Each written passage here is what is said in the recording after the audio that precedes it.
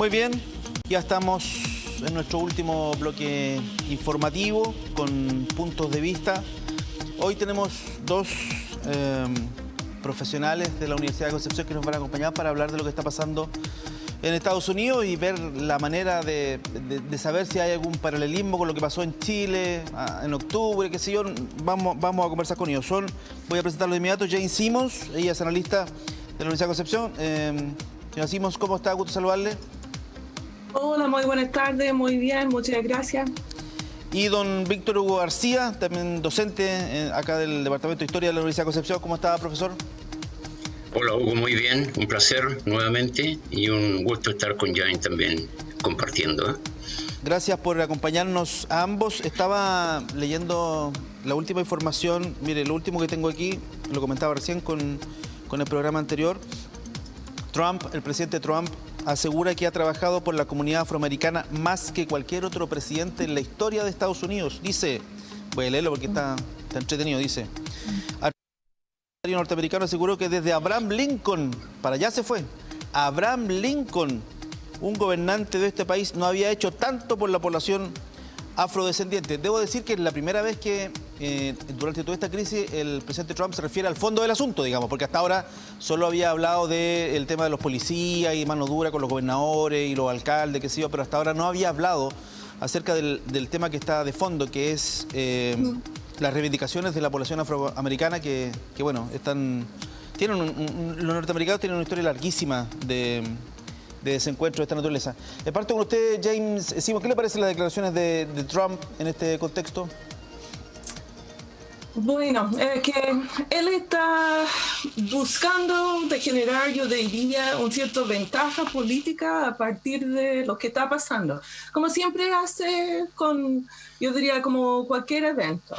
Lo que vimos ayer, ¿cierto? Cuando salió de la Casa Blanca y va a hablar con una Biblia frente a una iglesia cercana, él va buscando demostrar que no tiene miedo, etcétera, que quiere dominar y va entrando en conflicto, ¿cierto? Con los alcaldes como también con la gente que van protestando. Yo diría que en general su equipo no tiene consejeros o asesores que le va ayudando a comprender mejor como las demandas de afroamericanas, como eso en verdad no comprende que sus frases así al final no va a generar mucho apoyo. También hay que destacar que en la elección hacia la presidencia, que Joe Biden ha recibido como un impresionante apoyo desde el electorado afroamericano, y difícilmente en la situación que se vive actualmente que se va apoyando a Trump. ¿Cómo han cambiado las cosas? Hasta hace algunos meses Trump estaba más o menos listo, digamos, y ahora, a propósito de los últimos acontecimientos, esto cambia radicalmente. ¿Qué le parece lo que ha dicho Trump en términos de que está a la altura de Abraham Lincoln, más o menos, señor Víctor Hugo García? Bueno, un ego bastante alto, ¿no es cierto? Una manifestación de ego muy espectacular, ¿eh? Y demuestra en realidad la personalidad del presidente, que no tiene ningún empacho en lanzar frases, ¿no es cierto?, que puedan impactar en la opinión pública, puedan impactar en los medios y puedan marcar la pauta de una u otra manera. Ahora, evidentemente es un cambio en relación a lo que había estado señalando. Claro. Su lenguaje había sido bastante poco inclusivo, inclusive podemos señalar que es un lenguaje agresivo cuando habla de disparar, incluso si hay saqueos, ¿no es cierto? Tal cual. Cuando alude a su servicio secreto, y que prácticamente van a arrasar a alguien si se atreve a entrar a la Casa Blanca. Por lo tanto, ya por lo menos un cambio. Es decir, yo creo que ahí los asesores le han hecho un tips al presidente y le han señalado, mire, por último, con los afroamericanos no haya la confrontación, pero creo que se pasó un poquito de revoluciones en cuanto a posicionarse con esa frase, ¿no es cierto? Ahora sería súper interesante que el presidente explicara todo lo que ha hecho por los afroamericanos, para poder hacer un análisis más en profundidad. Jane. Sí, yo comparto esa visión. Yo diría también que al final no sé si está hablando a los afroamericanos, sino también a mucha de la población de Estados Unidos que no quiere verse como racista, ¿cierto? Me llamó mucho la atención como la respuesta de distintas personas del gobierno, por ejemplo, encargados de seguridad, Homeland Security, que sería somos seguridad nacional de cierta manera, pero más interior. Y como subsecretario de Interior. Sí. Ya. Y él decía, uno, el derecho a protestar, y segundo, que cuando lo preguntaron directamente si pensó que había racismo estructural dentro del sistema, él decía que no, algunas personas que son racistas. O sea, esencialmente, aunque muchos desde afuera, yo diría para los demócratas también y para muchos los afroamericanos, obviamente, ve a Trump como apoyando, ha dicho muchas frases que hace eco a los años 50, 60, 70. No sé si él no sabe qué es esto, que se hace con intención, pero va respondiendo a las personas que no quieren verse como racista, ¿cierto? Como estoy diciendo, sí, yo he hecho más cosas que los demócratas, y hay que pensar también que los medios como por ejemplo Fox News va estructurando y presentando a Donald Trump de una manera muy diferente a lo que vemos en CNN, por ejemplo. Claro, eso tiene que ver un poco con la historia de Trump y su nexo con el mundo de las comunicaciones, que es una cosa que todos sabemos. Yo mientras estudiaba para hablar en este foro, digamos, estuve echando una miradita al tema de la esclavitud y el racismo en términos generales. Fíjese que no mucha gente sabe, pero el tema del racismo es una cuestión bien antigua, digamos, pero el tema de la segregación es una cuestión que se acabó hace no mucho, digamos. Se acabó en 1960 y tanto con Kennedy, donde se dictó una ley, la anoté por aquí, la ley de derechos civiles, que termina con la segregación racial en los colegios, está el tema de la igualdad de voto, pero esto hasta 1970, ya pongámosle 1970, eso ocurría. Entonces, esto de la segregación racial es una cuestión de la historia reciente norteamericana, profesor García, y eso uno ahí logra entender un poquito, digamos, que esto está muy fresco, ¿no, profesor García? Sí, mira, hay que diferenciar aquí dos cosas. Uno es que tú puedes dictar una legislación, aprobar, ¿no es cierto?, un conjunto de leyes para modificar determinadas situaciones, en este caso el tema de los derechos civiles, pero eso no significa que con esa ley vas a eliminar, por ejemplo, las prácticas culturales, vas a eliminar tu memoria histórica, vas a eliminar la cotidianeidad, ¿no es cierto?, de aquellas situaciones.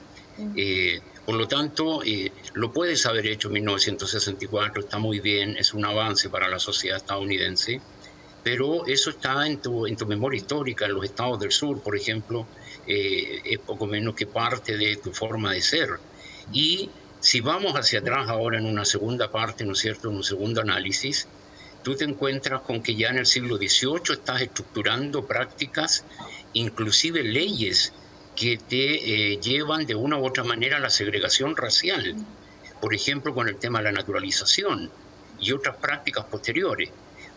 Entonces, tranquilamente puedes sumar 200 años y eso marca culturalmente, marca históricamente.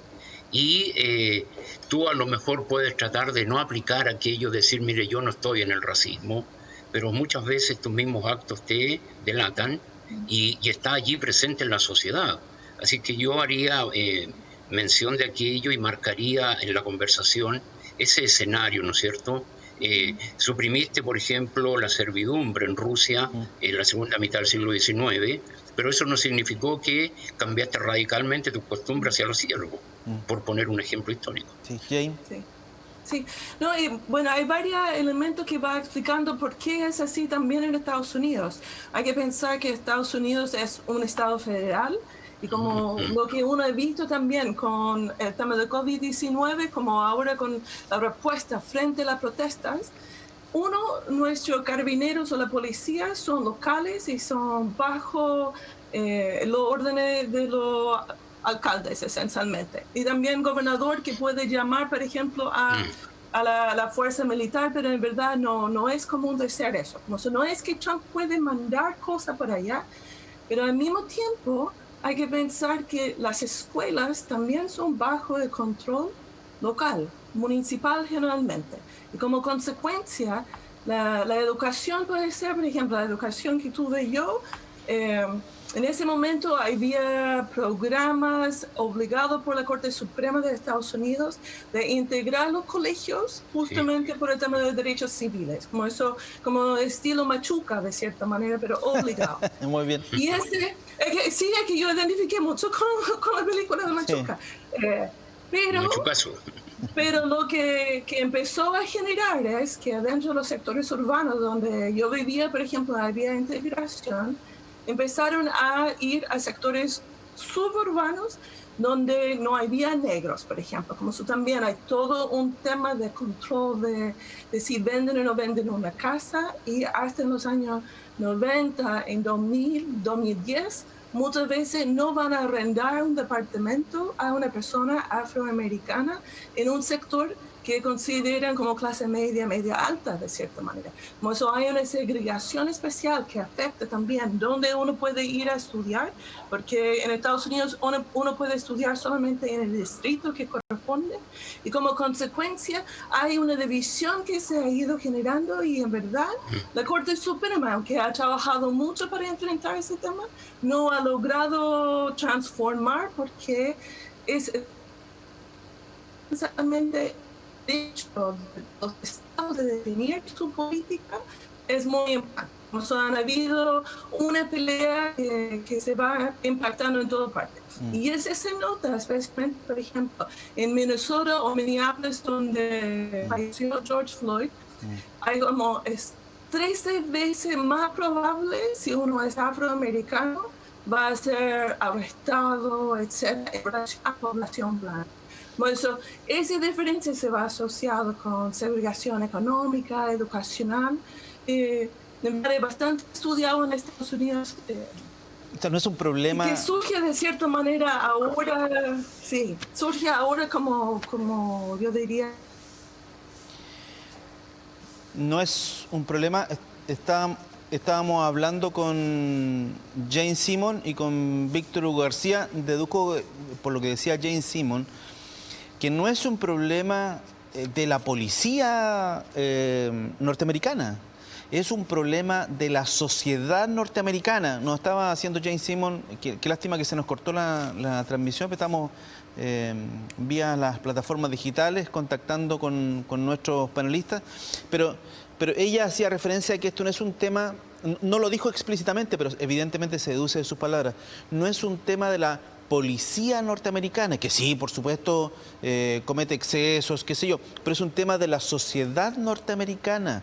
Ella nos hablaba del tema educacional y nos hablaba, por ejemplo, de que hay determinados sectores en donde en Estados Unidos o en algunas ciudades norteamericanas los afroamericanos son menos bienvenidos que en otros sectores. Eso es lo que quiero decir. Ella hablaba, por ejemplo, del tema que no en todos los lugares se le venden viviendas a los norteamericanos, porque son sectores, comillas, de blancos.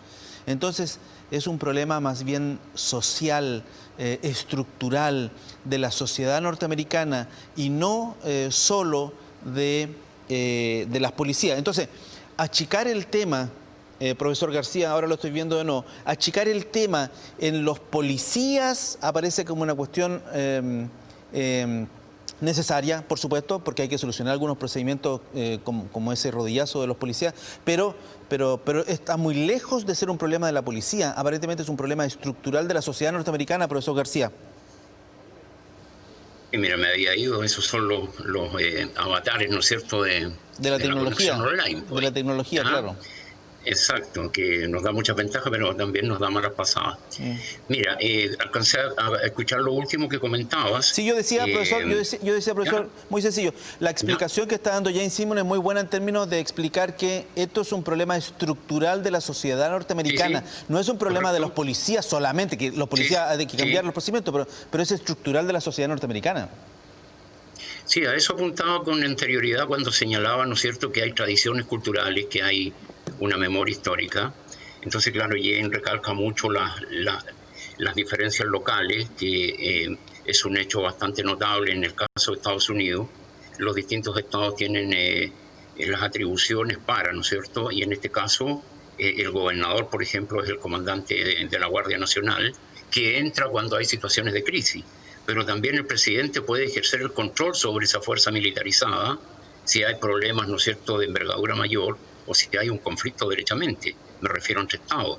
Entonces, el tema estructural sí, y quiero insistir en ese punto. Tú puedes señalar a un policía, ¿no es cierto?, o señalar a un funcionario público, pero en realidad hay que hacer la diferencia allí, que no todos los policías están en esa posición. Son casos puntuales y eso lo hemos visto en nuestro país inclusive. Sí, hemos visto, profesor García, sí, un signo que llamó profundamente la atención, que algunos policías han hecho un acto de genuflexión, digamos, frente a la cuestión que no hemos visto, por supuesto, aquí en Chile con las protestas del 18 de octubre. Sí, es que tienes en Estados Unidos, ¿no es cierto?, tienes una fuerza mucho mayor de lo que es el ejercicio de la legalidad. Hay policías que no respetan los estatutos, evidentemente que no respetan la legalidad, pero sí hay mucha fuerza respecto de aquello, lo que significa también la presencia de los medios. Recordemos que este acto de agresión contra el ciudadano afroamericano está grabado. Sí. Es decir, tienes allí en vivo y en directo el accionar de un policía. Por lo tanto, es muy difícil salir de aquello. Y es clave en este esquema y es una demanda histórica también de la población afroamericana el cómo se va a ejercer justicia, ¿ya? Porque también ahí podemos hacer un largo historial respecto de cómo ejerce justicia cuando hay abuso por parte, en este caso, de la policía. Sí, aparentemente ese tema está más o menos resuelto porque el policía creo que ya fue, incluso está preso, digamos, y hablan de un cuasi delito, Jane, hablan de un cuasi delito de homicidio, cuasi delito de lesiones, no me acuerdo bien cuál es la figura, pero definitivamente no es un homicidio, no es un asesinato, sino que aparentemente se le habría pasado la mano, habría dicho la justicia norteamericana en primera instancia. Jane, yo no sé si podemos hacer el ejercicio, a lo mejor brutal, dígame usted o no, de hacer una comparación con lo que pasó en Chile. Las imágenes son similares, digamos. Hay agresión a las policías y hay saqueo. Las imágenes son similares, pero evidentemente lo que gatilla, las circunstancias son distintas. Sí, yo diría son distintos, pero hay puntos en común también. Si uno piensa, es esa frustración con la justicia, de cierta manera, como la justicia que esencialmente uno percibe que la sociedad no está tratando de manera igual, que es la promesa de la democracia, adentro de Chile y adentro de Estados Unidos, y que llega un momento que uno no aguanta más y como se abre. Ahora, uno de los temas que se conversa en Estados Unidos es debido al COVID-19, se ha dado como más fuerza a lo que está pasando porque mucha gente no está yendo al trabajo, no están yendo a la escuela, han estado muy encerrados, y también un mensaje que está bastante reiterado dentro de a partir de distintos dirigentes, de quedar en silencio y no decir que está haciendo algo injusto implica que es cómplice. Y ese es una de las críticas, porque si uno mira a las familias o la familia del hombre que murió, ellos están pidiendo no solamente a la policía que en verdad lo mató, o parece que lo mató, sino también a la policía que no dijeron nada. Sí, hay dos agentes ahí policiales que no les ha sucedido nada, efectivamente, y fueron testigos de esto. Sí. Debieron detener el proceso ahí, sí. Pero más que testigos, están buscando que sean cómplices, de cierta manera, por no haber dicho nada. Exacto. Es como en relación, si uno ve una violación de derechos humanos, uno tiene la obligación de denunciarlo, de cierta manera, especialmente en casos graves así.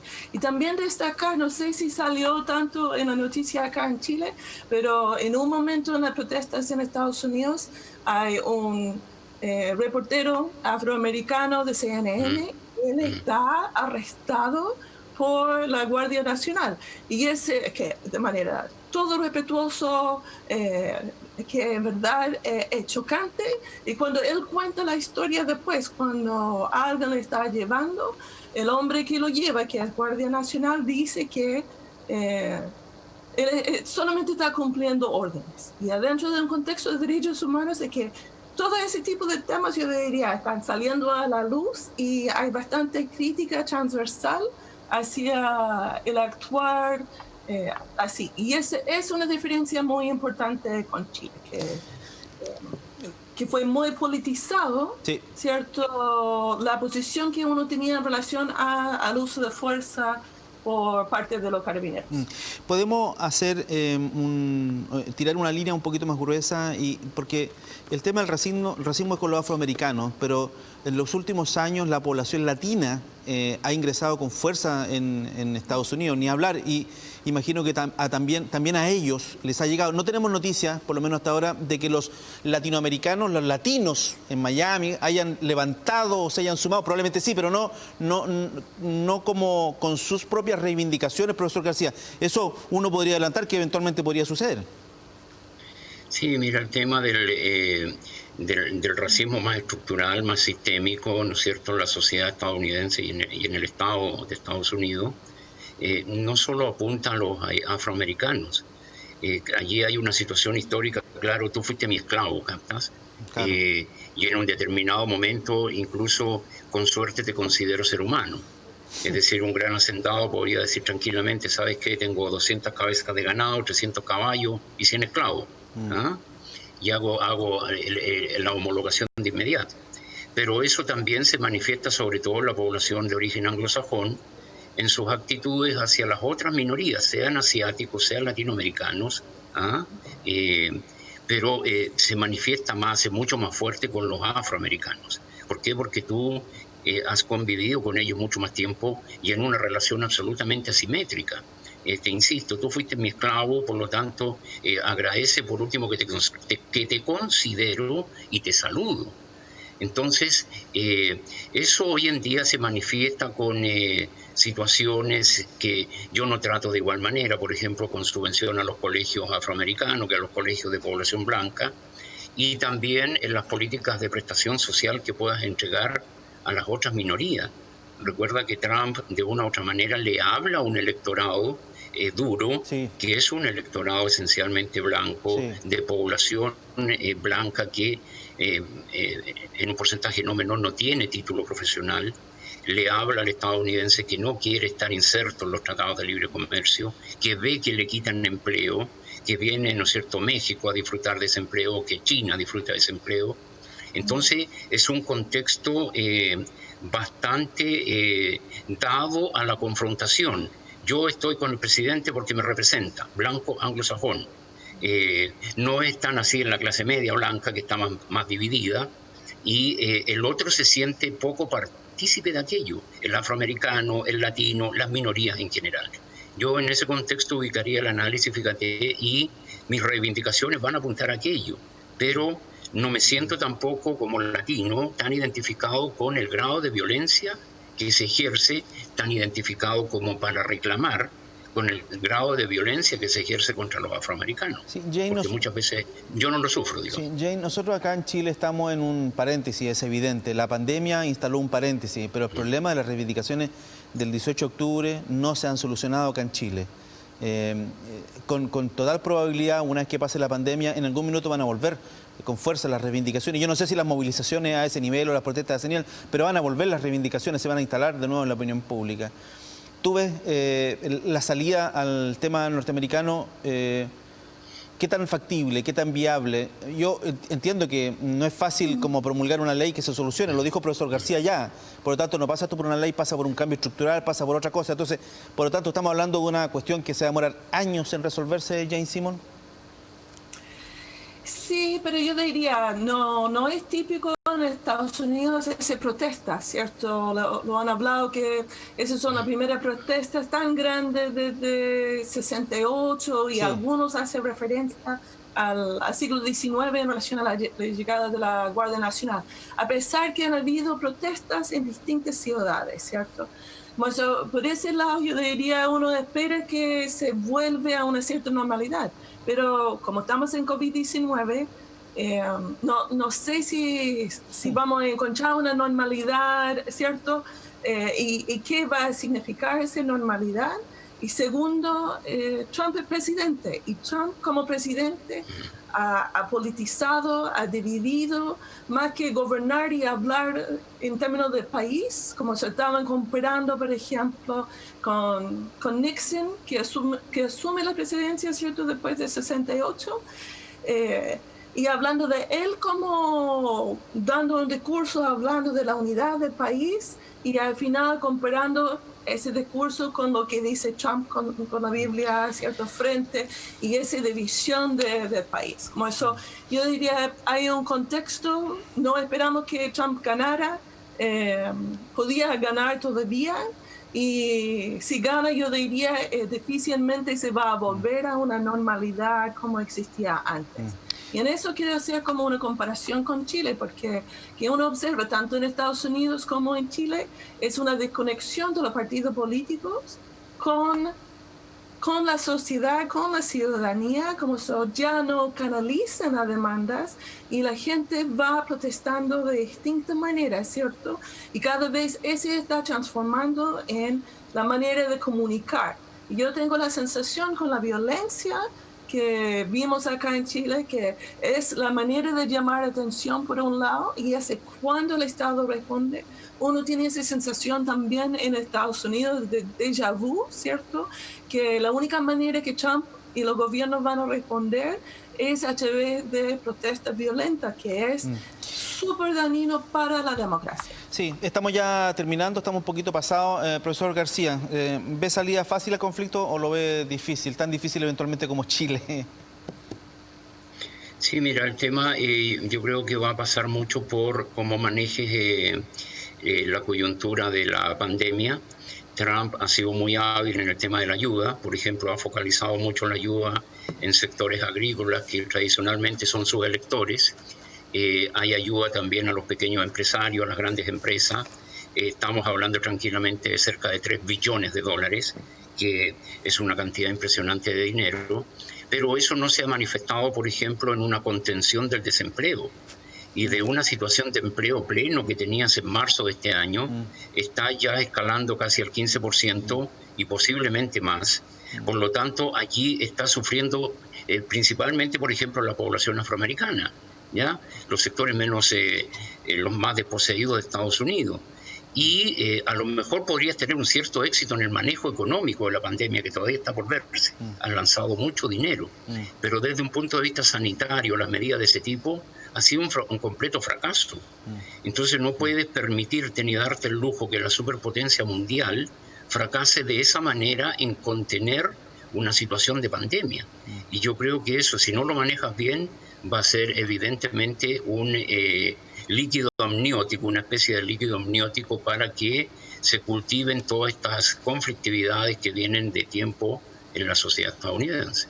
Muy bien, nos quedamos con esa frase que me gustó, la estoy anotando, ¿eh? Pandemia como líquido amniótico de la crisis norteamericana, está súper bien. Quiero agradecer tiene derecho de autor en todo caso. Sí, ya, lo coloco ahí, VH García abajo. Muchas gracias, James Simon, muchas gracias, profesor García, han sido muy gentiles. Encantado, un placer, un gusto, James. Chao. Igual, Víctor Hugo. Chao. Muchas gracias. Muy bien. Con nuestros invitados terminamos este bloque informativo. Gracias por acompañarnos.